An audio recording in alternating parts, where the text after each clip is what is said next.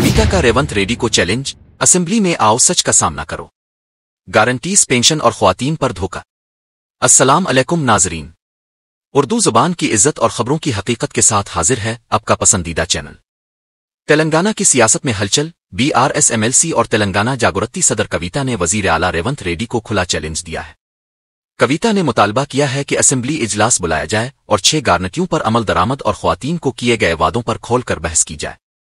उन्होंने इल्जाम लगाया कि रेवंत रेड्डी ने चंद्र बाबू नायडू को हैदराबादी बिरयानी खुलाकर गोदावरी का पानी तोहफे में दे दिया। कविता का कहना है कि रेवंत रेड्डी को झूठ बोलने की आदत है और 2016 में पोलवरम अबनकचरूल के मामले का कोई वजूद ही नहीं था।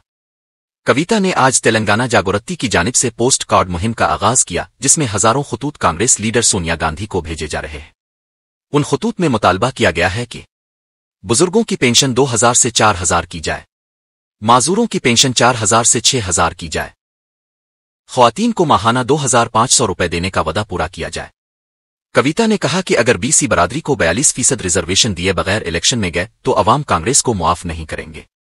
उन्होंने याद दिलाया कि सोनिया गांधी ने 6 गारंटियों के वादे के तहत ख्वातीन, बुजुर्गों, माजूरों से वोट लिए, लेकिन अब वही अवाम धोखा खा चुकी है।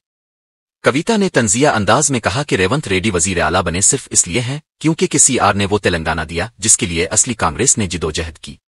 नाजरीन, अगर आप उर्दू जुबान से मोहब्बत करते हैं तो हमारे चैनल को सब्सक्राइब करें। ये सिर्फ खबर नहीं, ये हमारी जुबान का वकार है।